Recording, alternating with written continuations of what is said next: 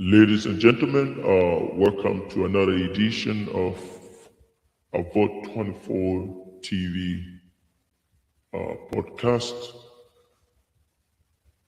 I'm very happy to be here today. And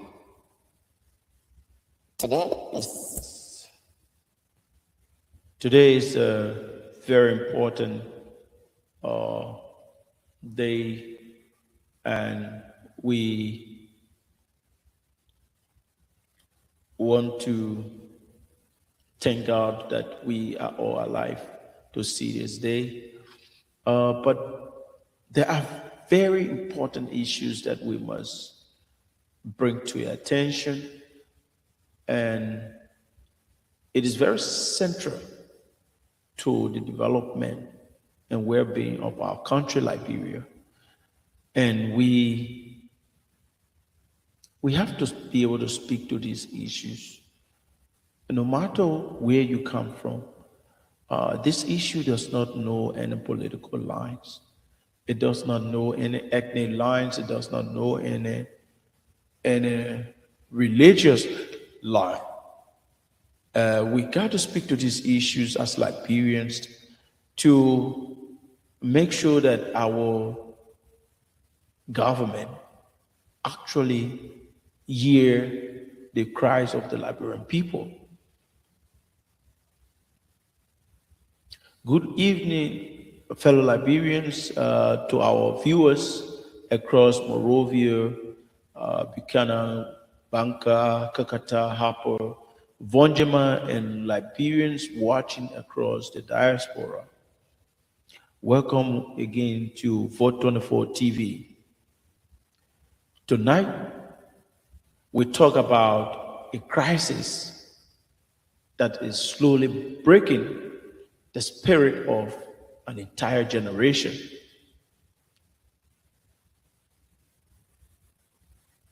And we cannot, we approach this issue not with any agreement that Liberians are lazy. And we approach this issue not because young people lack ambition, but because too many citizens are waking up every day in a country where opportunities remain painfully scarce. Tonight we discuss the issue of unemployment. And if you ever came to me, if I just woke up from bed or from the top of my head, if you ask me what is Liberia's major problem, I will certainly tell you it's unemployment. And there are reasons why I will quickly rush to unemployment. Because for me, everything else hovers around that central issue. This is a crisis that is no longer just economic. It is emotional, it is social, it is political, and increasingly, it is becoming dangerous. Because when millions of people cannot find meaningful work, the effect spreads far beyond empty pockets. It affects family, it affects community, it affects peace, it affects national stability, and it affects whether people still believe in the future of their own country. There is increasingly the loss of national identity, patriotism, and nationalism in our country. Across Liberia today, many young people are no longer asking for luxury. They are simply asking for a chance to work, a chance to survive with integrity and dignity, a chance to contribute to national development, a chance to believe that hard work still matters. And perhaps the saddest day of this, or the saddest part of this whole crisis, is this: Liberia is not a country without potential. Liberia is a country where potential and suffering continue to exist side by side. Our young people graduate, they have potential, but they live in destitution. That is sad. That is very sad. Every morning across Liberia, the struggle begins again. Young men stand on street corners, hoping someone might offer temporary work or just a handout. University graduates carry photos, files, certificates from office to office, often hearing the same responses. We will call you, but the calls rarely comes. Mothers are struggling to feed their children while trying to sell small markets, goods in an economy already stretched thin. And worst of all, in the face of all of this struggle, there is a daily challenge facing the city police, who would normally damage their markets. And if their markets are caught, the fines are so huge that sometimes they are unable to pay. Or if the market got caught on 3 or 4 occasions, you almost lost all of the profit and all of the principal that you invested in your business. Father leaves home every day pretending everything is okay. And that's the worst part. Even when they have no idea how the family will survive the next week. You never know the problems, the situation your father goes through until you become a father yourself. And for many young people, survival exists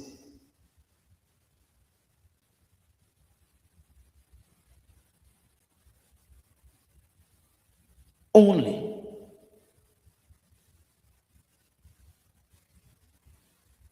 at the will and pleasure of others.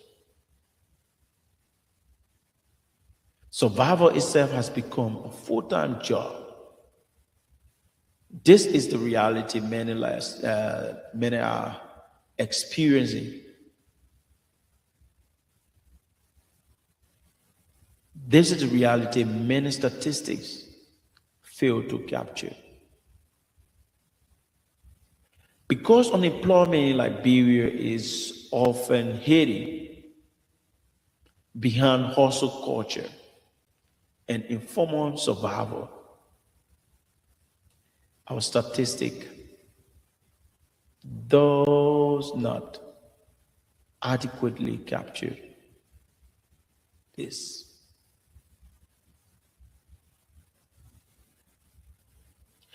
People may not officially be unemployed, but selling one bag of cold water all day under the sun is not economic empowerment. And this is not something that the government should should clap about. Because I remember when the poverty reduction strategy during the early days of the early administration, when the poverty reduction strategy was developed, I'm not an economist, but it came with a central theme. It says 80% of the Liberian population are employed in the informal sector. Now, the informal sector is almost like the black market. They are not captured in the formal economy. And so no economy can boast of tracking employment in the informal sector. So fundamentally, when you come with that particular thesis,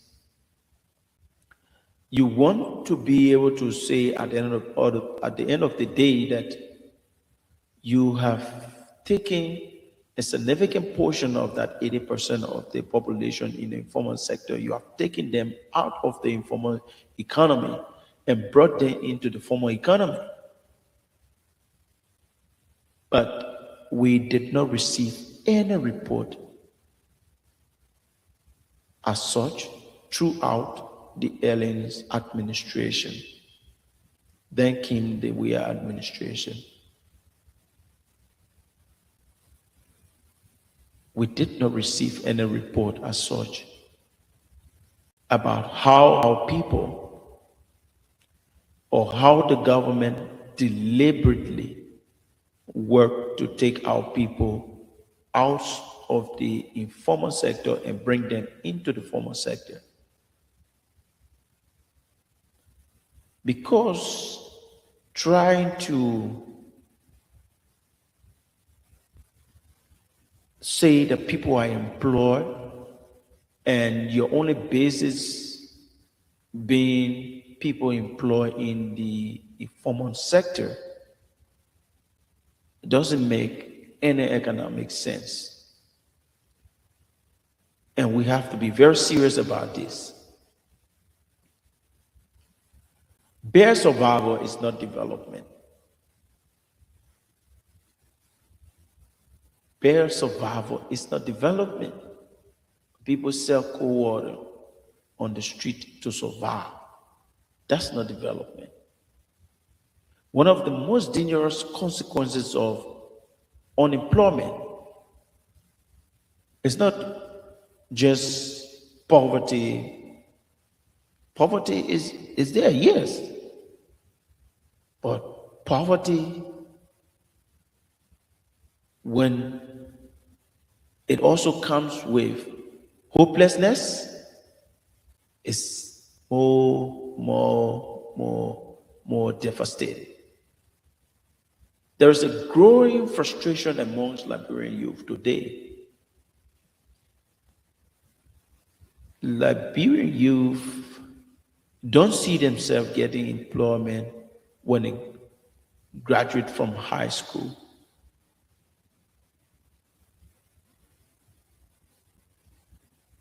Many feel that they did what society asked them to do by going to school and learning something. They went to school. They struggled through hardship. They earned degrees. They respected the system. Now they take files in their hands and think that they're going to get job by applying. Yet many now feel abandoned by that same system that they respected. And slowly some young people are beginning to ask painful questions. They're beginning to ask some very painful questions. So what is the value of education if opportunity never comes? And some of the answers can be found in the people who are our leaders. Now, many of them didn't take to school, They didn't value school much. They learned to talk. And now the new culture is you learn to insult people. You learn to be very personal, attack people every day. Learn to attach yourself to a political godfather and do the dirty work of that political godfather. Become that political godfather attack dog, and then you are favored, and then you have something in government. So they're asking the question, what is the value of education if opportunity never comes? What is the value of citizenship if survival depends on political connections? What is the point of dreaming if doors remain permanently closed? These are not small questions. These are national questions. Because a generation that loses faith in fairness, merit, and opportunities are future problems. Because they're not going to respect system. And if they don't respect system, the country is going to suffer. And the future of the country itself becomes uncertain. How unemployment is undermining development in Liberia. Let's look at that. We see that development is not just about roads and buildings. Somebody was talking about this on Facebook. The roads are means, the buildings are means. But development should not just be measured by roads and buildings. A country is truly developing when the people are progressing. That's why in development study now, the focus is on human development. Human development. It's not building the roads that the humans will apply on. It's just a means to arrive at the end of human development. So roads and buildings in themselves are not the focus of development. The focus of development is building the people, building their minds, getting the people to live good life, getting the people out of poverty. That is the measure of development. That is the true measure of development.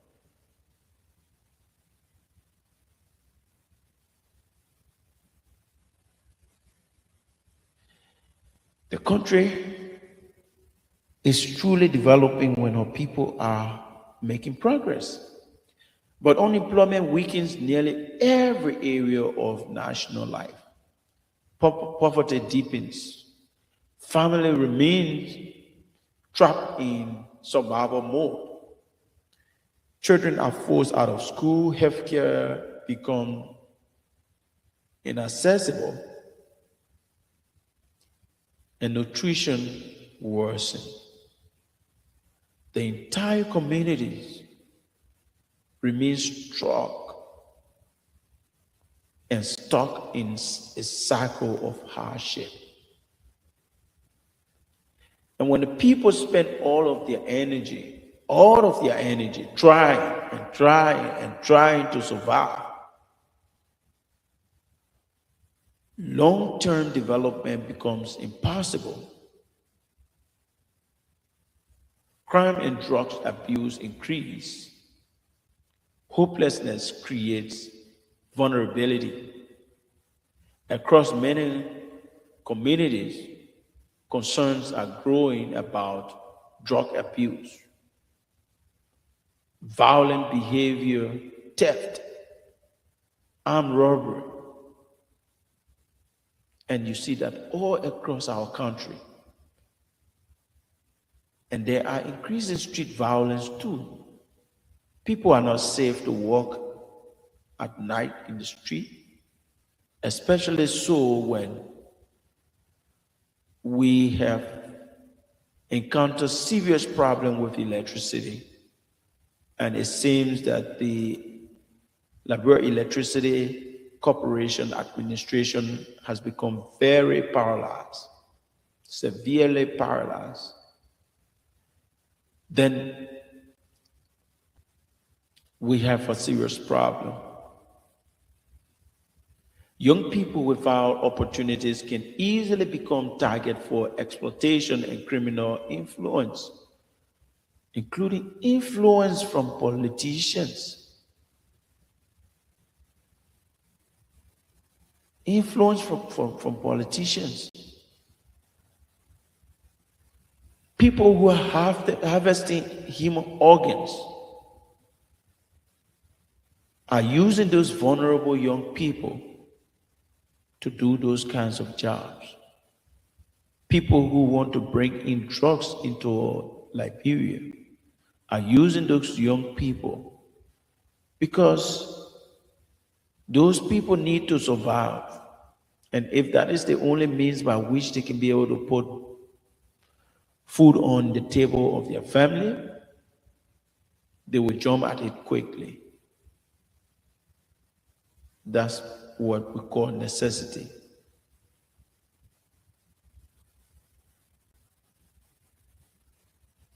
No society can ignore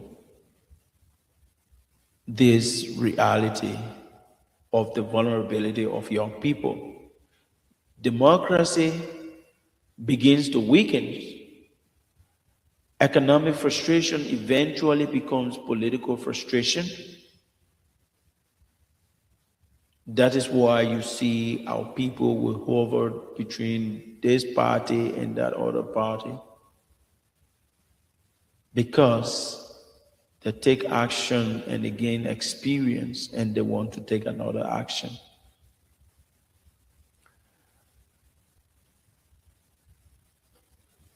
Citizens begin losing trust in our political institutions. They begin to feel disconnected from leadership. Some begin believing the system only benefits a small connected class while ordinary people remain excluded. And when people stop believing the system works for them, social tension increases. Liberia continues losing talent. Liberia continues to lose talent. Liberia continue losing talent.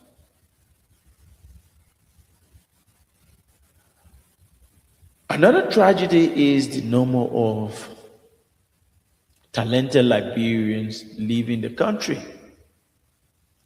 Because if you don't have a job for people in Liberia, a student graduating from the University of Liberia or any university across the country may want to immediately find jobs. If they don't, they try to go back to school or do something.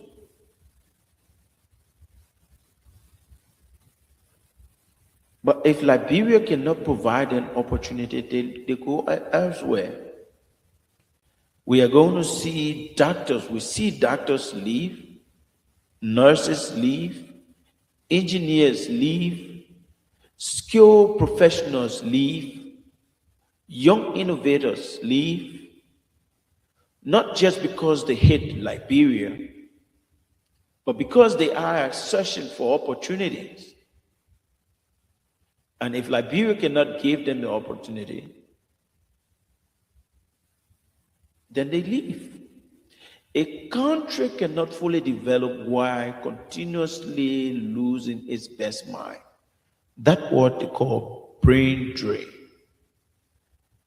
And it's against that background that Ellen Johnson Sirleaf in time past argued with the international community that there needs to be set aside certain funds to bring back the best of the Liberian minds,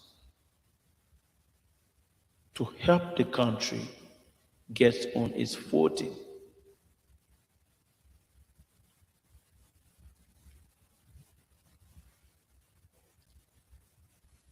And this has been a perennial problem. But why does the problem continue? The unemployment crisis did not appear overnight in Liberia. It is the result of long-standing structural problems. And I believe that any serious government will certainly need to sit and look very seriously into this whole question of employment in Liberia. There has to be a whole economic conference centered around employment.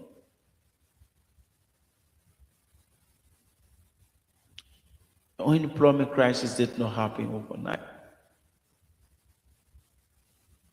It was a result of long-standing problem. Liberia produces too little. Liberians import almost everything: food, building materials, consumer products, even goods the country has the resources to produce locally. When a nation imports heavily without strong local production, jobs are created elsewhere instead of at home. You extract your raw materials, send it elsewhere, where those people put the raw materials in a factory and produce finished product. It is the factories that produce the job, the factories that is going to produce the finished product. It is the factory that produces the jobs.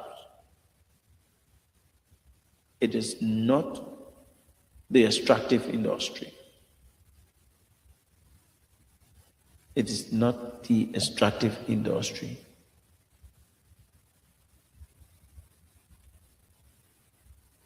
We have to try to invest in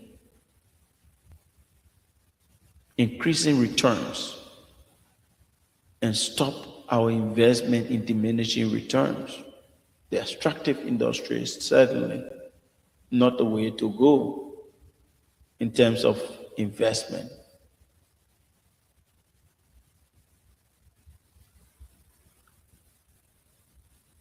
Connection politics also contribute to hurt opportunities. Every young man, and the evidence is there. There are two people go to the same school. One is very brilliant. The other one is not so brilliant, but he has the political connection. They come out of the university. The one with the political connection doesn't get a job out of merit. He gets that job because of his political connection. And the one who is smarter cannot get a job simply because the private sector is too small to absorb him. And the government bureaucracy is more political than merit-based.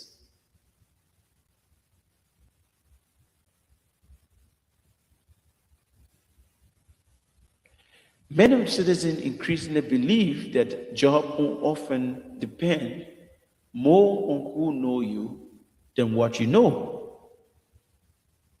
This perception is damaging, and over the last 10 years, this perception is gaining currency by the day. And if I may say, this perception is the order of the day. Because when merit loses value, frustration grows. Young people begin feeling locked out before the evening begin. And national morale suffers.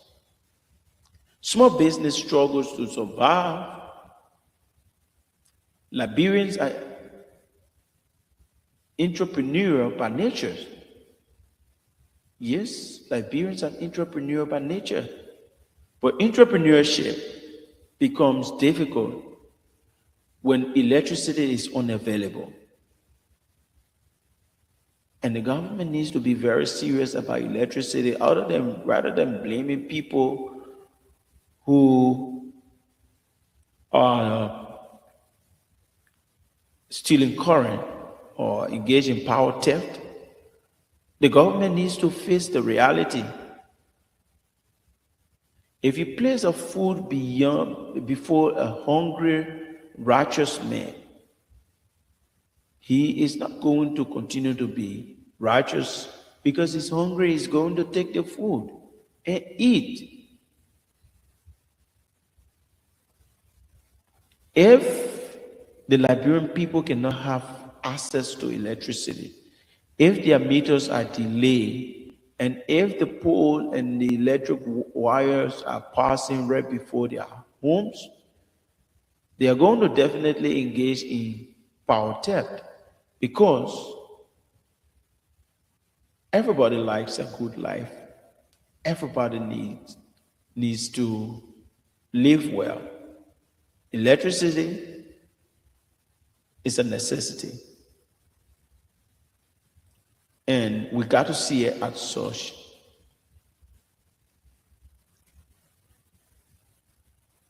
Entrepreneurship begins with electricity.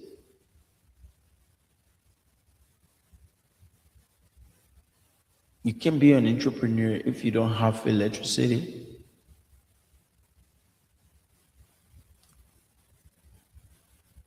You can sell beta ball in Rallytown Market, but that's not being an entrepreneur. You don't need the electricity to sell a beta ball, but that's not being an entrepreneur.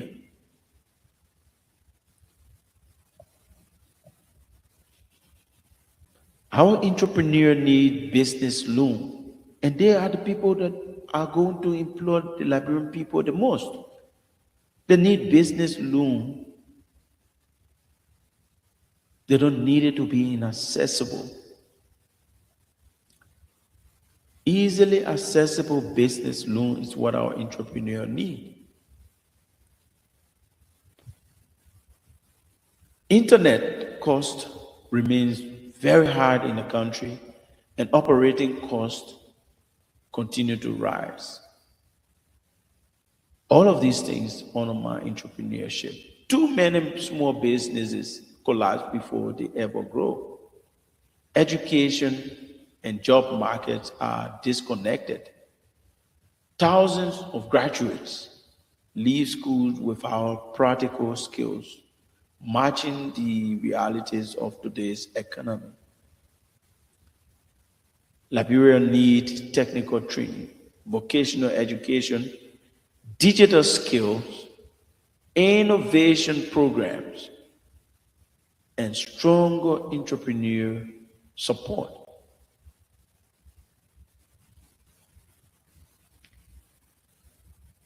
We don't know. There are a lot of technical colleges, or they're supposed to be across the country. But our educational philosophy should focus on the supply of labor. So there has to be an assessment of our labor market. For example, if we are producing finished furnitures, then it means that we need to supply the labor market with more carpenters. So education is not neutral. We have to be able to understand that education, the purpose of education or capacity development in our country is to be able to supply the labor force that the country needs to grow. And so our education will have to be tailored around that. If we do not need more politicians or political scientists, so to speak, then we cannot invest more in people going to learn political science, for example. But if we need people to, if our basic need will be focused on more housing, better housing, then we have to be able to deploy a lot of our people into building construction trade.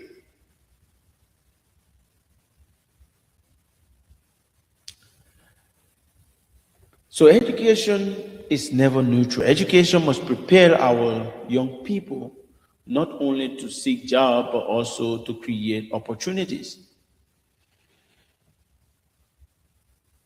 Perhaps the most painful contradiction in Liberia is this.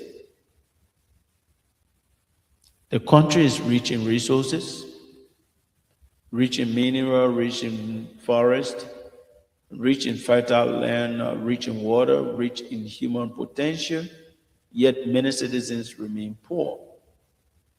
This contradiction continue fueling national frustration. Liberia increasingly asking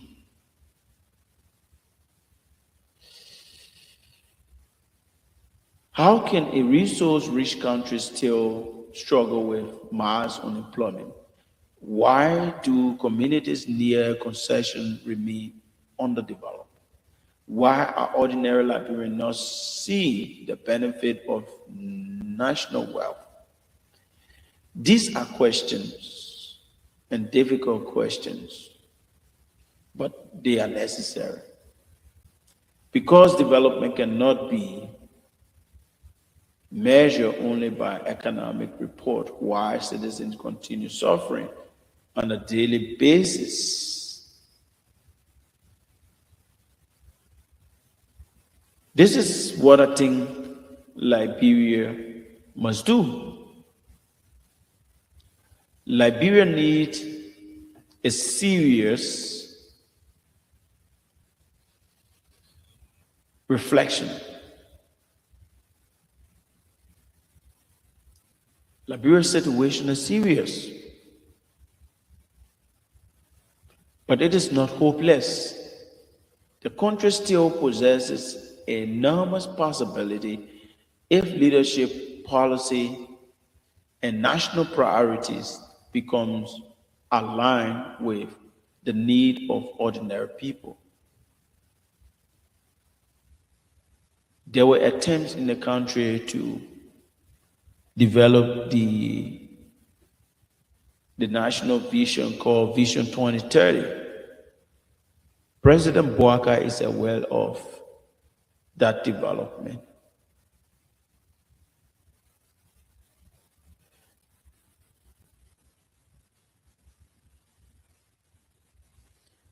I think they can go around that also.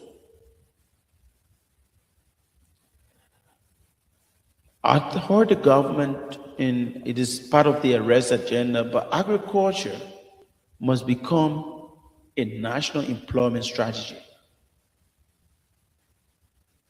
Agriculture must become a national employment strategy.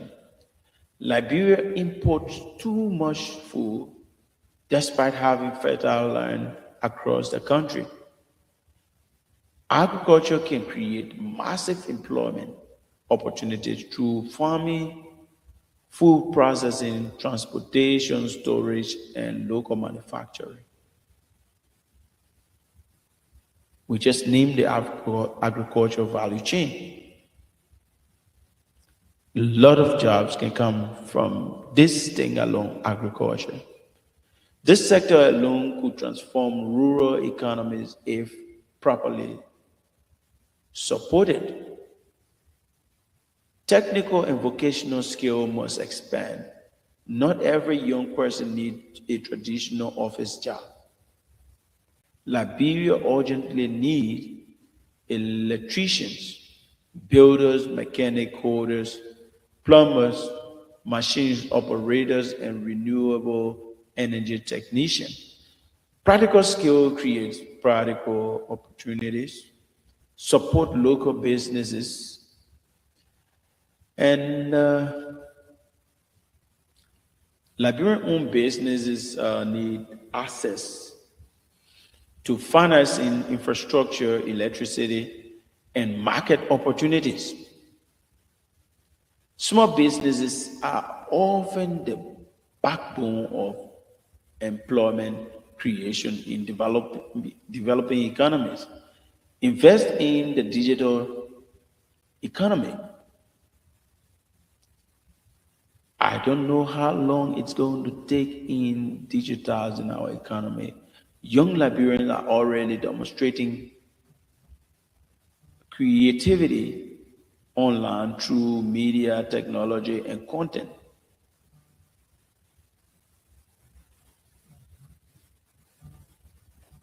The future economy is increasingly digital. Liberia cannot afford to be left behind. On this note, tonight, Liberia faces an important choice. Will unemployment continue to be treated as a normal condition of life, or will it finally be treated as the national emergency it truly is? Because the greatest danger is not only economic suffering, the greatest danger is the slow death of hope. A country becomes vulnerable when its young people stop believing tomorrow can be better than today. But Liberia still has a chance to build an economy that includes ordinary people, a chance to reward hard work and instead of connection, a chance to transform natural wealth into national opportunities, and a chance to restore belief in the future. The Liberian people are resilient, but resilience alone cannot replace opportunity forever.